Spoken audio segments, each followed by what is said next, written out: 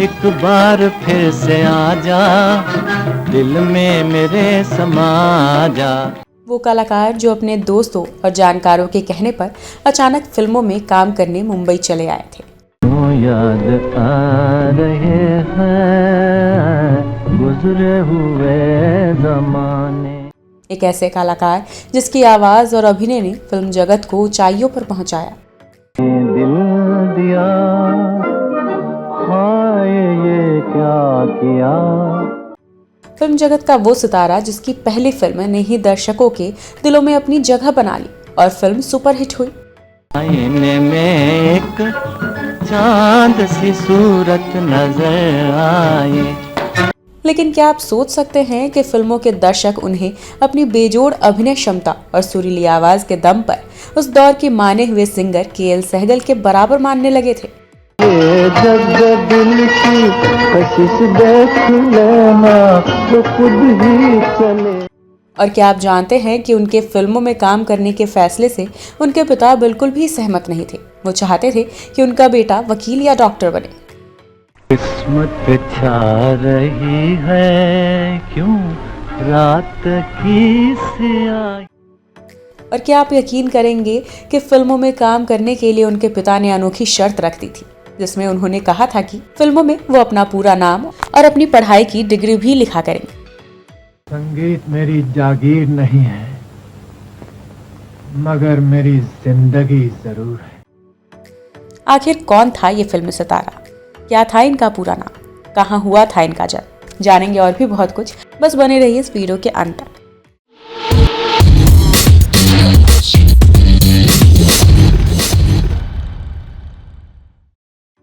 दोस्तों नमस्कार, आप देख रहे हैं मजूस कैंडी और मैं हूं आपकी दोस्त एंड होस्ट शिवानी। महान फिल्म बैजू बावरा बैजू के जीवन पर आधारित थी, लेकिन बैजू बैजू बावरा न बनता अगर तानसेन न होते। और उस फिल्म में तानसेन की भूमिका निभाने वाले कलाकार ने बहुत प्रशंसा पाई थी, क्योंकि उस्तादों के गाए गानों पर लिपसिंग करना आसान नहीं होता था। लेकिन सुरेंद्र नाथ ने इस गाने को बहुत ही अच्छे ढंग से किया था। जो महान फिल्म मेकर के आसिफ ने जब अपनी ड्रीम और बड़ी फिल्म मुगल आजम बनाई, तब भी उन्होंने तानसेन का रोल सुरेंद्र नाथ को ही दिया था। इनकी अभिनय क्षमता और सुरीली आवाज से के आसिफ बहुत प्रभावित थे।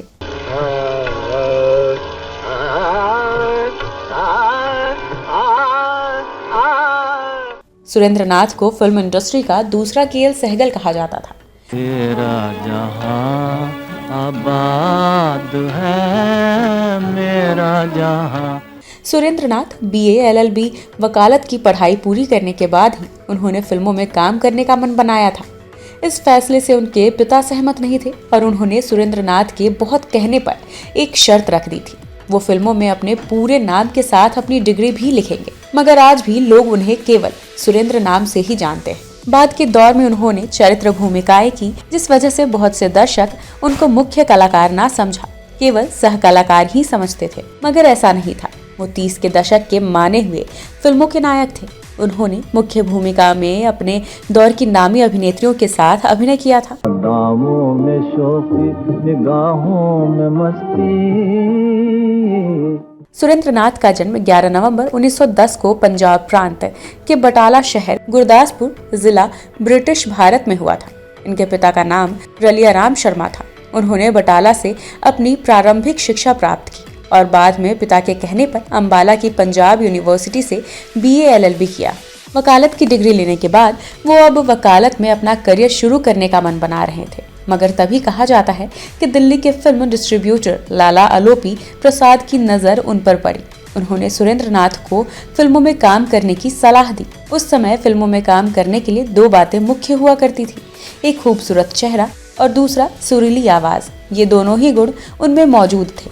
वो पढ़ाई के दौरान स्कूल व कॉलेज में होने वाले कार्यक्रमों में गाया करते थे। सुरेंद्र नाथ इतना अच्छा गाते थे कि पूरे कॉलेज और दोस्तों के बीच वो सबके चहीते गायक बन गए थे। उन्हें इस तरह सभी दोस्तों का भी प्रोत्साहन मिल रहा था और सभी के जोर देकर कहने पर वो मुंबई फिल्मों में काम करने का सपना लिए चले आए। सुरेंद्र के माता पिता उनके फिल्मों में शामिल होने के बिल्कुल खिलाफ थे।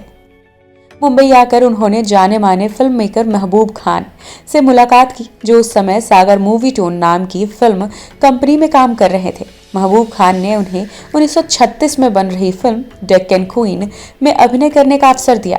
इस फिल्म में सुरेंद्र नाथ का गाया एक गाना बहुत मशहूर हुआ, जिसके बोल थे, विरहा की आग लगी मोरे मन में।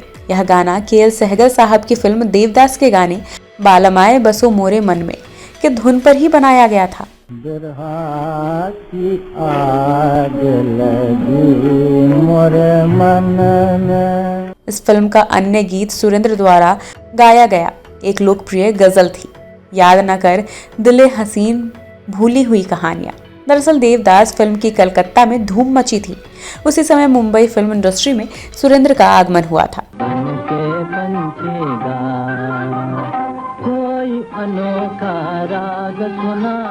उनके खूबसूरत चेहरे और सुरीली गायन क्षमता ने उन्हें के.एल. सहगल का विकल्प माना जाने लगा था।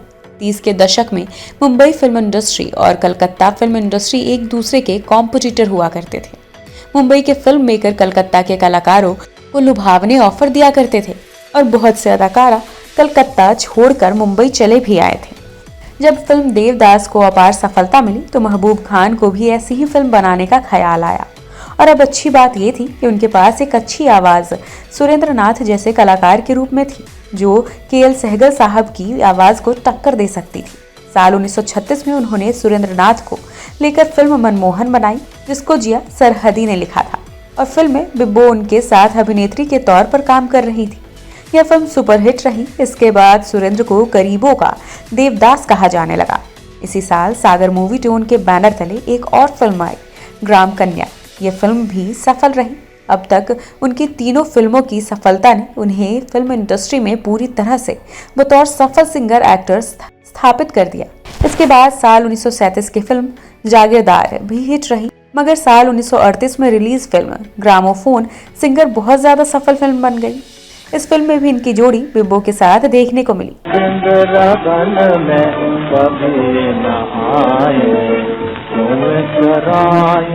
साल 1938 में फिल्म ग्रामोफोन गायक के लिए काम करते समय सुरेंद्र की कार दुर्घटना हो गई और उन्हें अस्पताल में भर्ती कराना पड़ा। फिल्म की शूटिंग कुछ दिनों के लिए रुक गई थी। Film gramophone singer Ramchandra Thakur की पहली निर्देशित फिल्म थी, जिसमें सुरेंद्र ने बिब्बो और प्रभा के साथ अभिनय किया, जिन्होंने उनकी पत्नी की भूमिका निभाई। फिल्म की रिलीज के बाद सुरेंद्र और बिब्बो एक लोकप्रिय जोड़ी बन गए। सुरेंद्र का गाना एक छोटा सा मंदिर बना हुआ है लोकप्रिय हुआ। यह जोड़ी दर्शकों को काफी पसंद आई और बाद में इस जोड़ी को कई फिल्मों में दोहराया भी गया।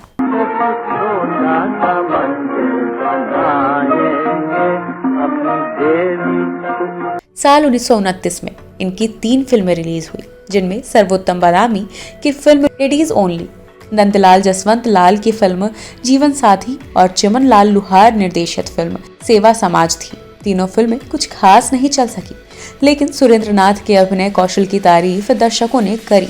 सुरेंद्र ने अपनी काबिलियत से यह साबित किया कि वो के.एल. सहगल साहब की परछाई नहीं है, उनमें खुद भी अपनी अलग प्रतिभा है और आगे आने वाली फिल्मों में सिद्ध कर दिया। महबूब खान ने जब नेशनल स्टूडियो के लिए औरत फिल्म बनाई तो सुरेंद्र ने बड़े बेटे की भूमिका निभाई। आपको जानकर हैरानी होगी कि औरत वो फिल्म थी जिसको महबूब खान ने दोबारा बनाया साल 1957 में मदर इंडिया के नाम से, और इसमें राजेंद्र कुमार का रोल ही उन्होंने फिल्म औरत में किया था।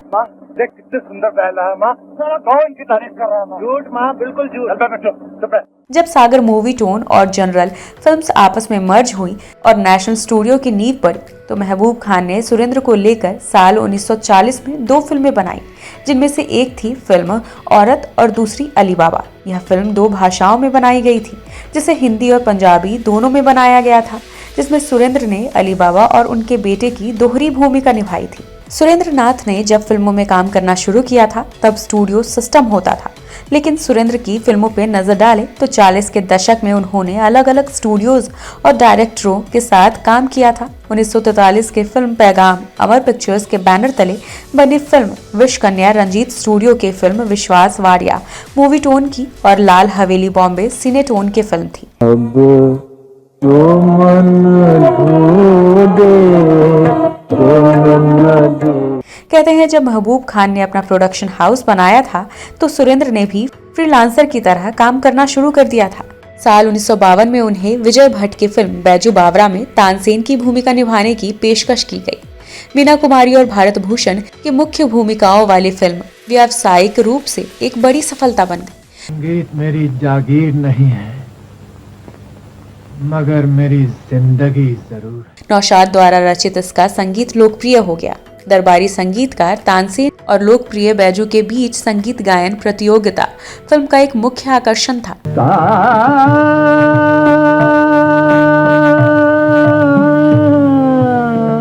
हालांकि फिल्म में खुद के लिए गाने के बजाय सुरेंद्र को राग मल्हार में घनाना घनाना कर बरसोरे गाने के लिए उस्ताद आमिर खान के साथ लिपसिंग करना पड़ा था।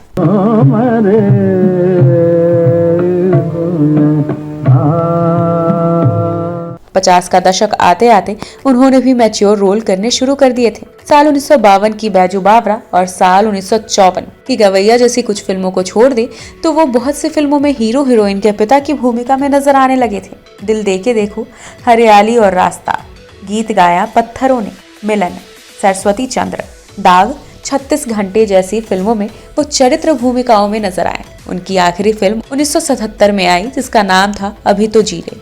इसके बाद उन्होंने फिल्मों से संन्यास ले लिया। फिल्में छोड़ने के बाद सुरेंद्र ने अपनी एड एजेंसी शुरू की।